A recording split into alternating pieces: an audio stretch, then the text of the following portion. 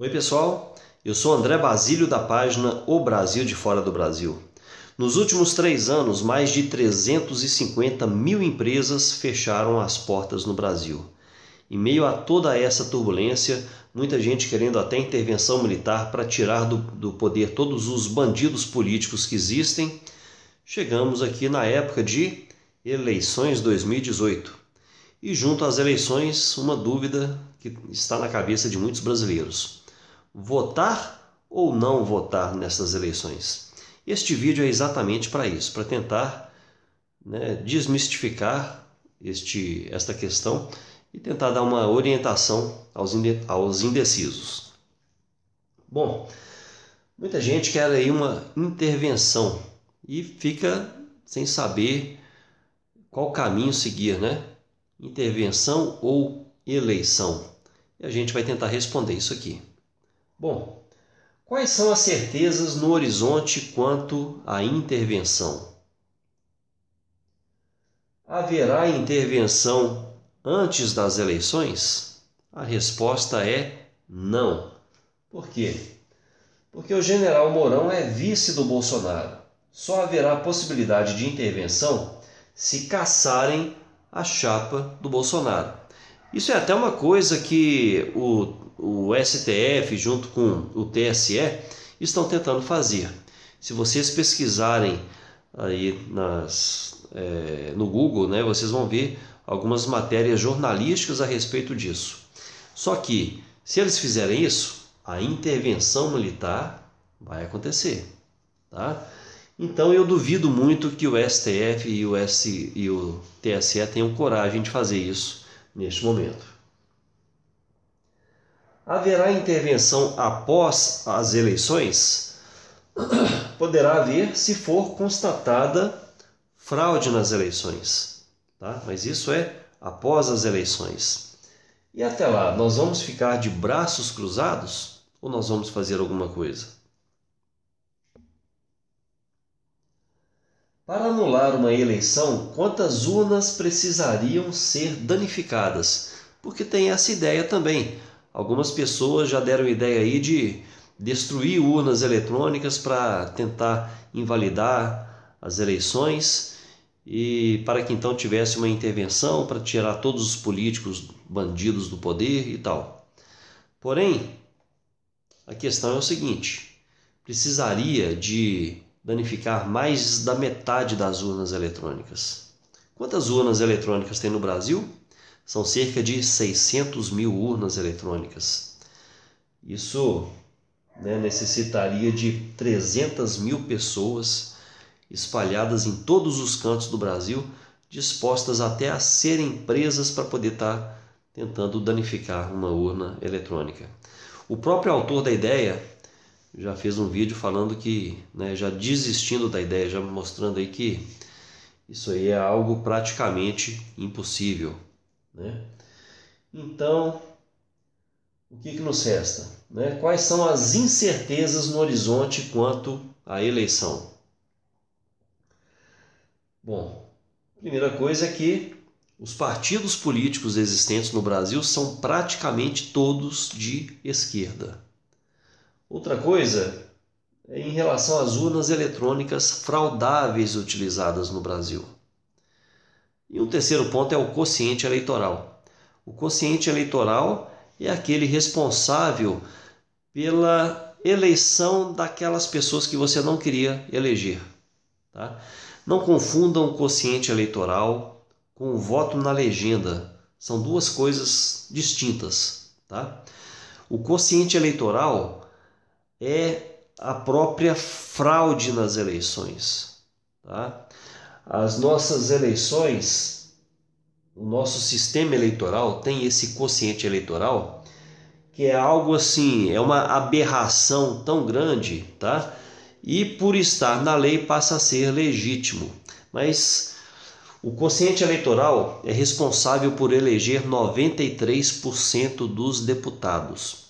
Você sabia que você, eleitor, quando você vota, quando você coloca o seu voto na urna, você elege no máximo 7% dos deputados com seu voto direto? Pois é, o quociente eleitoral está aí para isso, tá?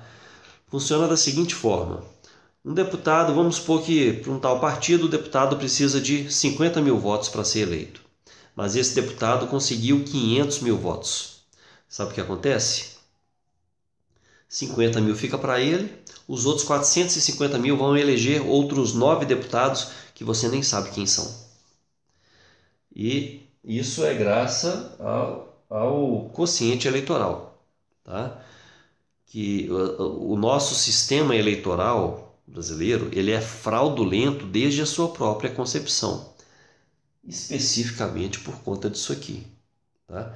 Isso aqui foi criado para que os políticos que estão no poder, para que eles continuem no poder, para que eles nunca saiam do poder.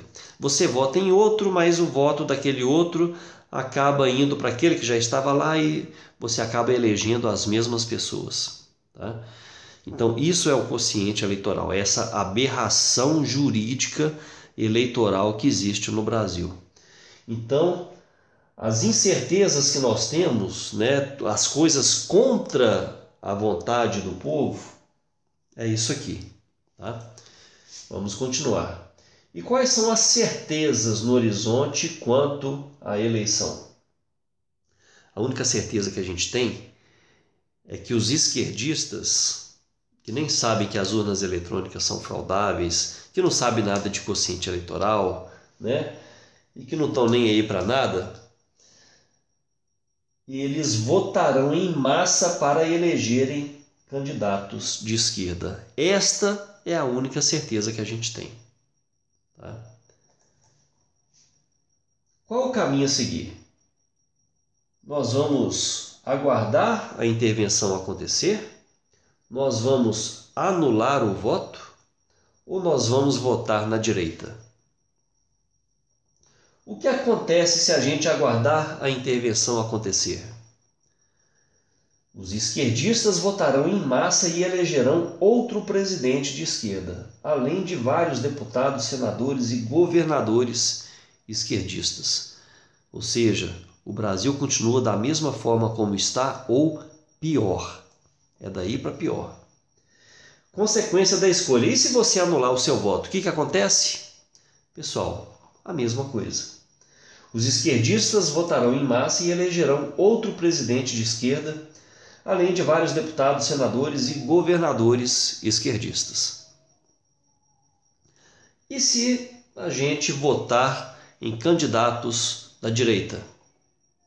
Corremos o risco de termos as urnas fraudadas e não serem eleitos candidatos de direita.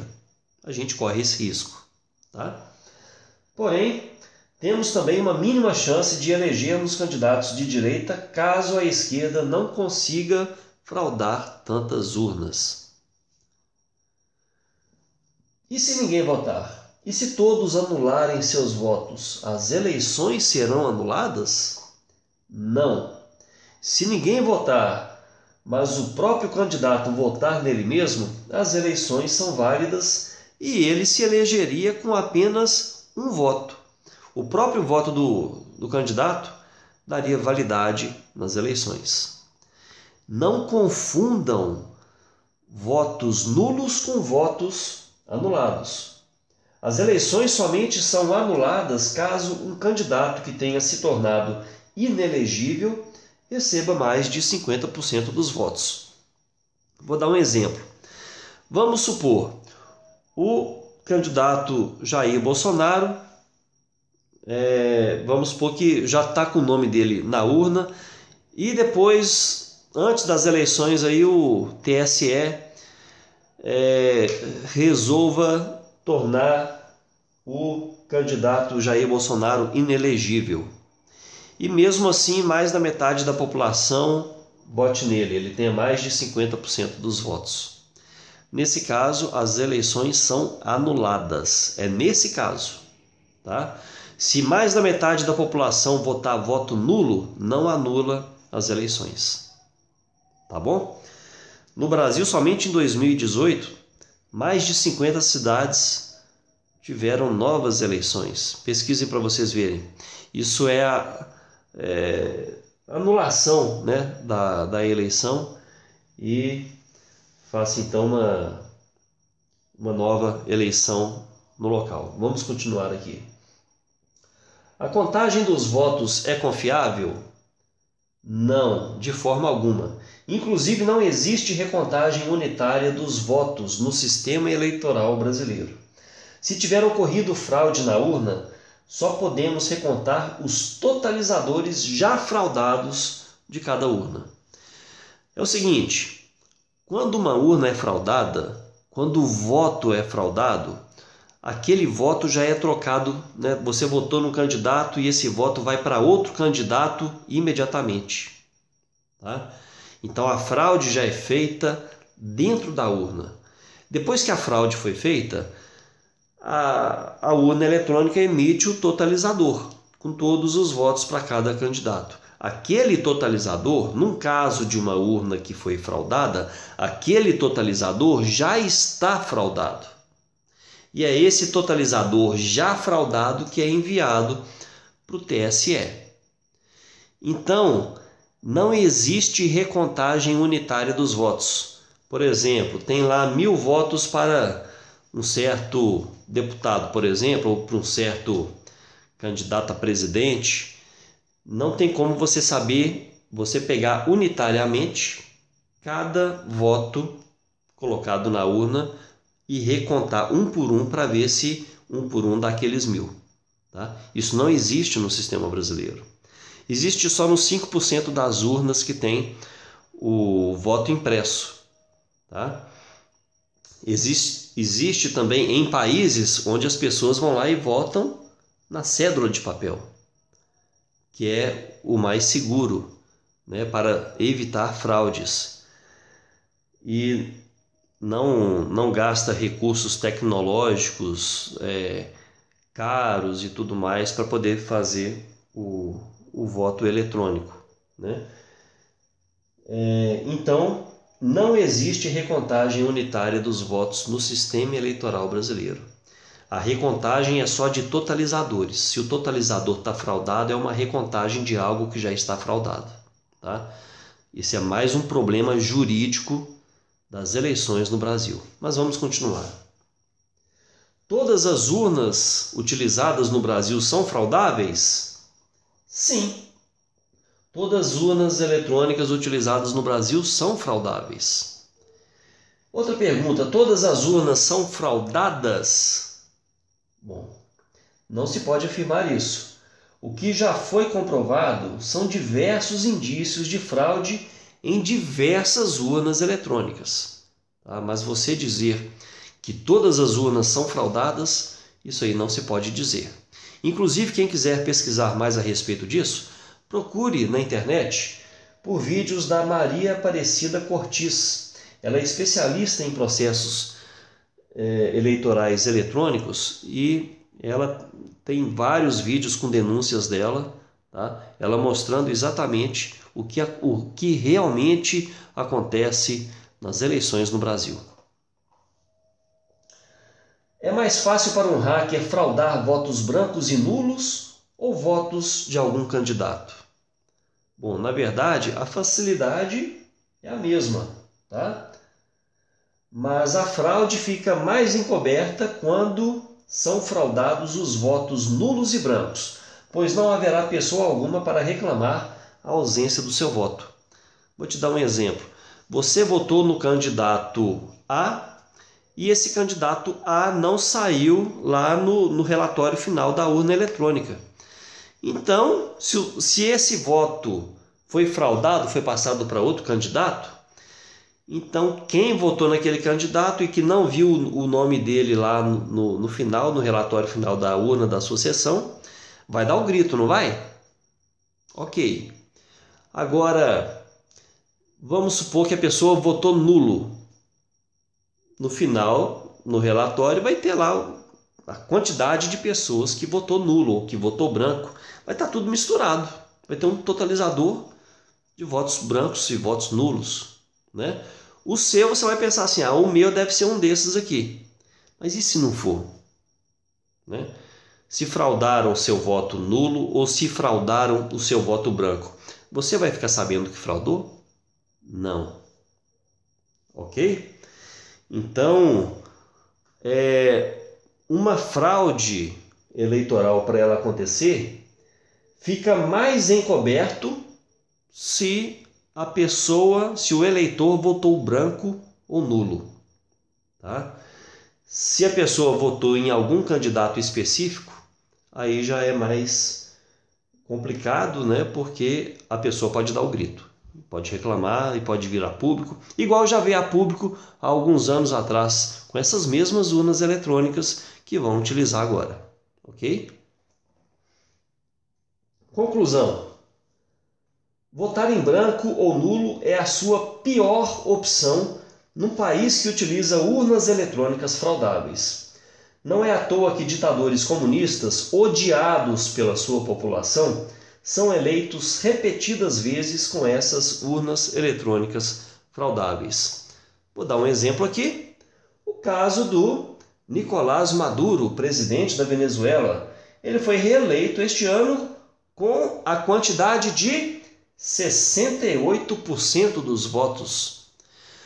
Pessoal, o povo da Venezuela está fugindo do país, está fugindo do comunismo que o Nicolás Maduro está implantando lá. O pessoal está largando tudo para trás e pondo o pé na estrada, fugindo aqui para o Brasil, fugindo para o Peru, fugindo para a Colômbia, para outro país qualquer.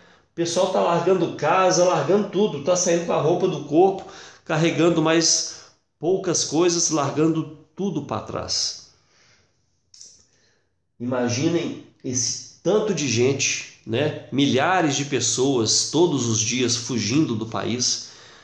Vocês acham que realmente Nicolás Maduro foi eleito com 68% dos votos?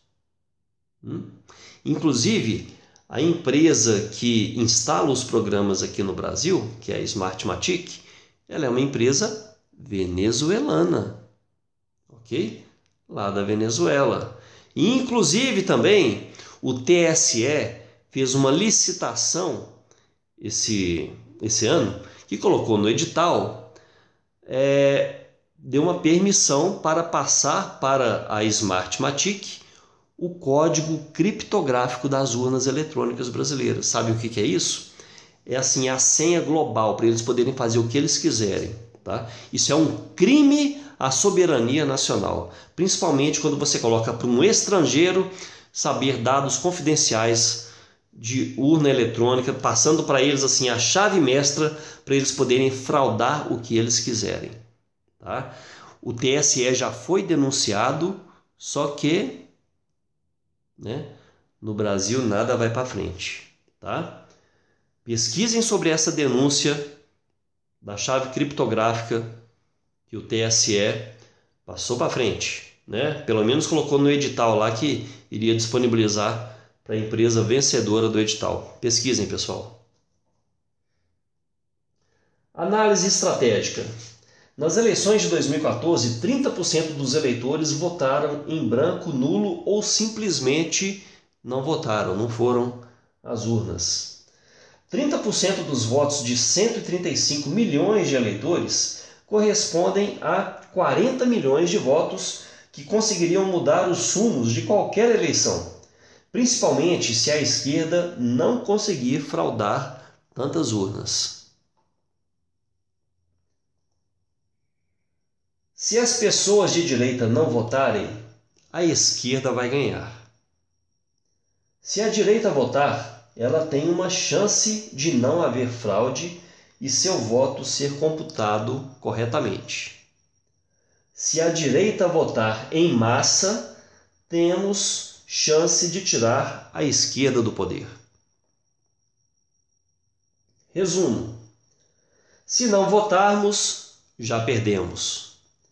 Se votarmos, temos uma chance, uma única chance. O não nós já temos, então que corramos atrás do nosso sim.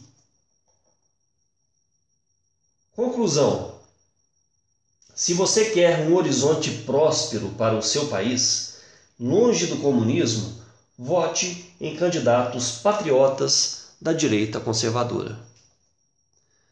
Pessoal, Eu estou na luta contra o comunismo, contra a esquerda que está aí no poder já há muitos anos.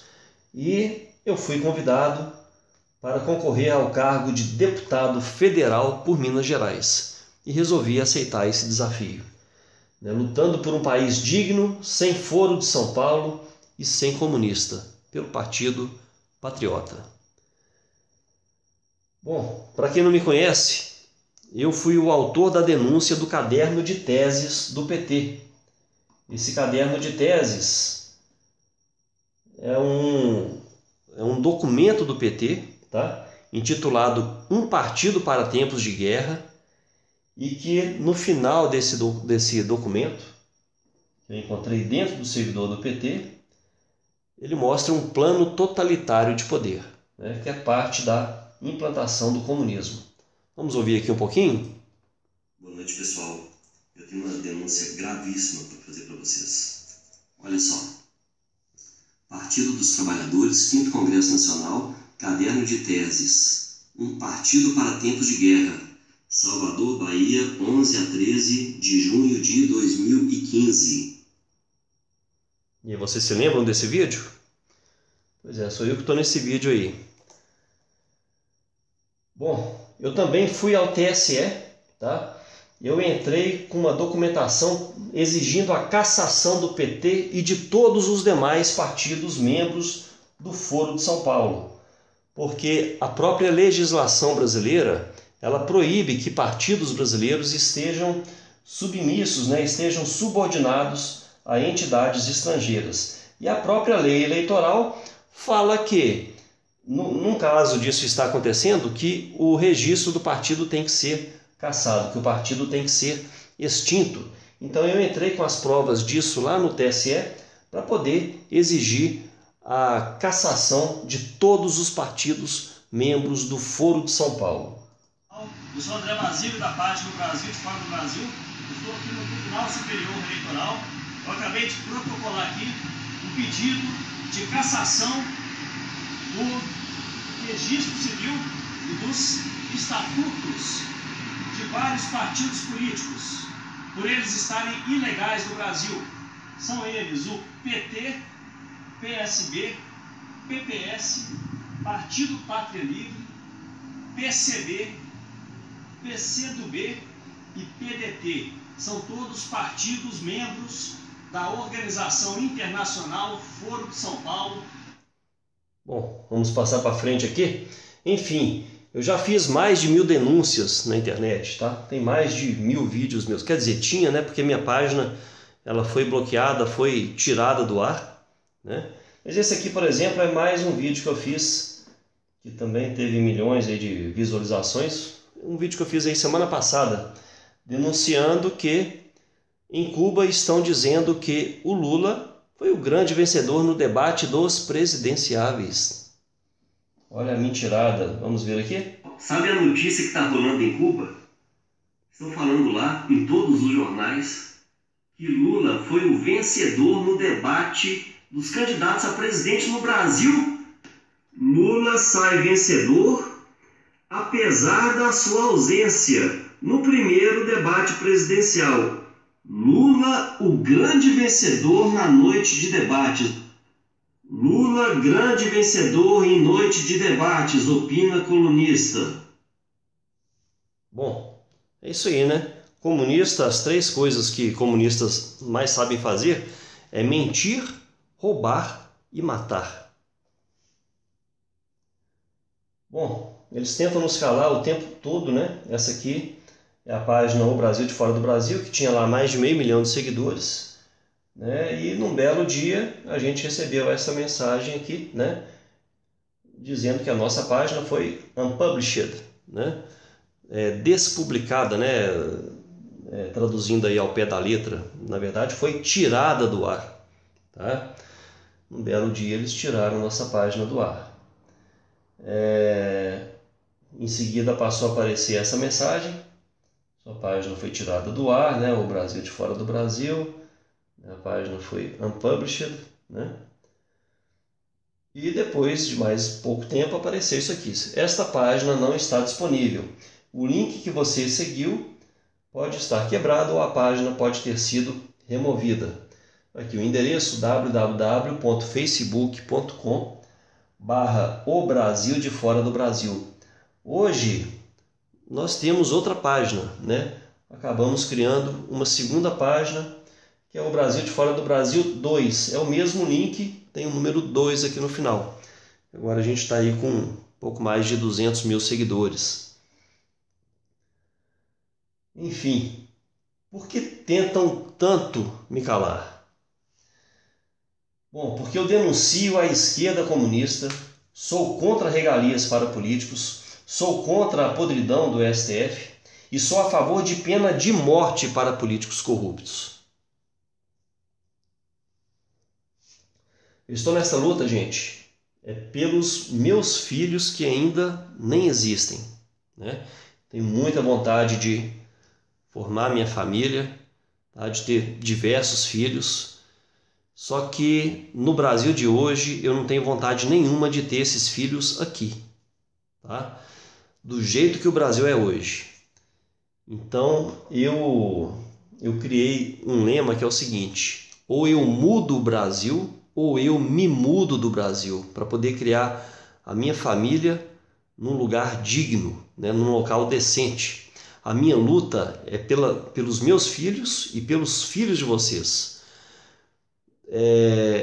A minha luta é para que não haja doutrinação marxista nas escolas e principalmente imoralidades que estão sendo ensinadas nas escolas para crianças. A minha luta é pelas crianças, é por quem está nascendo, pelas crianças que estão começando a se desenvolver, que estão sendo destruídas pelo marxismo cultural e pelo comunismo que estão implantando aqui no Brasil, pela imoralidade e tudo mais.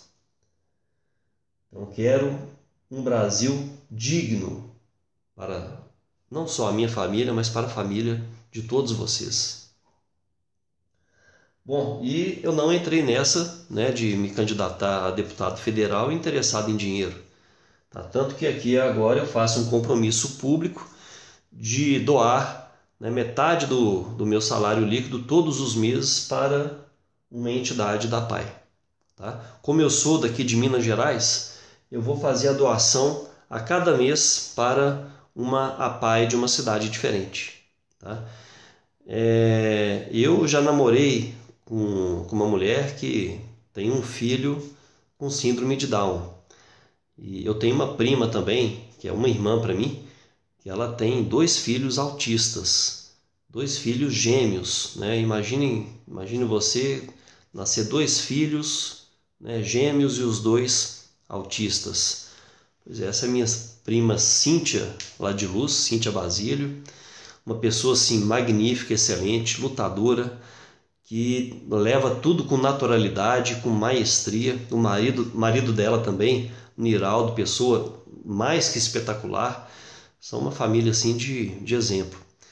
E essas pessoas precisam do apoio da gente, né?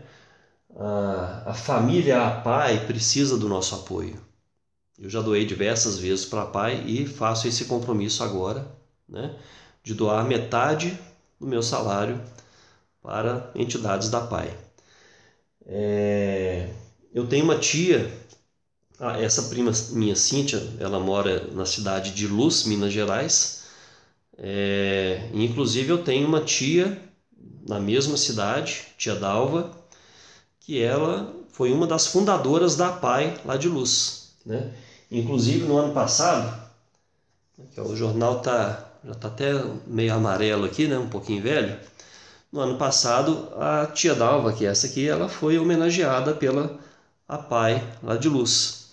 Eles colocaram o nome da APAI lá de Luz como Estrela Dalva, tá? Como homenagem à minha tia Dalva, que foi uma das fundadoras e que muito bem cuidou da APAI, né, por muito tempo. Aqui está toda a família dela, né, meus primos. Enfim, o Niraldo que eu falei, isso aqui, ó. Niraldo, marido da Cíntia. Pessoa mais que espetacular.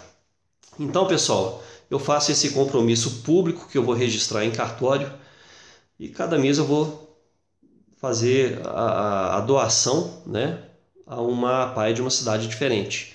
Vou fazer em Belo Horizonte, que é a cidade em que eu nasci, em Contagem, que é a cidade onde eu trabalho atualmente, em Pará de Minas, que é onde eu moro, né, em Luz, que é a cidade, né, que a minha mãe nasceu, que a família toda da minha mãe mora lá, Salinas, que é a cidade do meu pai, onde meu pai, a família toda dele nasceu, como também Itaúna, né, cidade das minhas amigas Patrícia Meirelles, Jaqueline Meirelles, Uberlândia, do meu amigo Wagner Cunha, Uberaba, da minha querida prima Cissa, da minha prima Luciana Medrado também, que mudou para lá há pouco tempo, Ribeirão das Neves, do meu amigo Djalma Mendes, Piracema, da minha amiga Sandra Mello, Governador Valadares, da minha amiga Lohane Coelho, Juiz de Fora, onde está morando um amigo meu, Frederico Marinho, Barbacena, do meu amigo de décadas, o Joaquim Costa Vale. O que mais? Gente, Divinópolis, do meu amigo Dr. Wagner. Enfim, né? São Gotardo, da minha amiga Cláudia Wilde, exímia escritora que está morando atualmente na Alemanha. Enfim, né, cada mês eu pretendo, né, e vou doar, né, metade do meu salário para uma APAE diferente aqui do estado de Minas Gerais. Bom, a minha formação, eu tenho formação em informática e administração. Desde os 12 anos de idade eu estudo bastante sobre economia. E exatamente nas aulas de economia na faculdade, eu aprendi princípios de economia de livre mercado e diminuição do Estado. O Estado brasileiro ele é, né, totalmente inchado, né, e ele é bastante propício a desvio de dinheiro, né, pelo próprio inchaço, né, do tamanho do Estado, falta de controle e tudo mais. Bom, o que eu proponho são menos impostos para o Brasil. Se vocês estudarem a curva de Laffer, vocês vão ver que isso é possível, tá? É possível diminuir impostos e aumentar a arrecadação do governo. Só que no Brasil eles fazem ao contrário. Eles aumentam os impostos até as empresas não conseguirem pagar aquilo tudo e até ferrar com a empresa fechar, e aí o governo perde a arrecadação, né? Imaginem 350 mil empresas que fecharam nos últimos 3 anos aqui no Brasil. Então o governo aumenta os impostos cada vez mais e arrecada cada vez menos, porque é menos gente que consegue pagar. O conceito de curva de Laffer é exatamente o contrário, mostra que você, diminuindo o valor dos impostos, você arrecada mais. E existe um limite que você pode cobrar de impostos. Esse limite aqui no Brasil é quase que o dobro, tá? Então, o Brasil está todo errado, gente. Está totalmente errado. E parece que eles fazem isso propositalmente. Parece que eles fazem para quebrar mesmo as empresas e para que o Brasil tacitamente vire um país comunista, com a população dependendo do governo, dependendo do assistencialismo, tipo Bolsa Família, né? Que é a mesma tática que foi utilizada na Venezuela, que eu mostrei para vocês aqui há pouco tempo, que o povo até foge do país. Bom, então eu prezo por menos impostos, menos burocracia e menos Estado, para que a gente tenha um Estado enxuto, um Estado menor. Também prezo por menos interferência do Estado na vida das pessoas e das empresas, menos regulação, né, para propiciar a maior competitividade entre as empresas, livre mercado. Quanto maior o Estado, menor o indivíduo. Quanto menor o Estado, maior o indivíduo. Se você é a favor das minorias, se você luta pelas minorias, então lute pelo indivíduo, pois o indivíduo é a menor minoria que existe. O Estado deveria existir para nos servir e não o contrário. No Brasil somos nós quem servimos ao Estado. Aqui, gente, está tudo errado, né? O Brasil precisa de uma reformulação total, né? E essa mudança na legislação é feita por deputados. Então é por isso que eu e várias outras pessoas, né, de direita estão se candidatando ao cargo de deputado federal, porque é lá no Congresso, nas leis, que a gente consegue mudar este país. Bom, e eu não gostaria de ser o deputado de vocês, eu gostaria de ser o empregado de vocês no Congresso Nacional. Tá? Eu quero ser o empregado de cada um de vocês para lutar, né, por vocês, para que nós tenhamos um país digno, com ordem e progresso, pela defesa dos valores morais e cristãos da família brasileira. Se vocês concordarem comigo, juntos venceremos. Tá? Meu nome é André Basílio, candidato a deputado federal por Minas Gerais, número 5123, por um país digno, sem foro de São Paulo e sem comunismo. É isso aí, pessoal. Mesmo que vocês não sejam de Minas Gerais, eu peço que vocês compartilhem este vídeo aqui, para que as demais informações que eu coloquei neste vídeo aqui, que eu acredito que são bastante importantes, para que eles cheguem a outras pessoas em todos os estados do Brasil. Ok? É isso aí, fiquem com Deus e que Deus abençoe a nossa nação. Um abraço.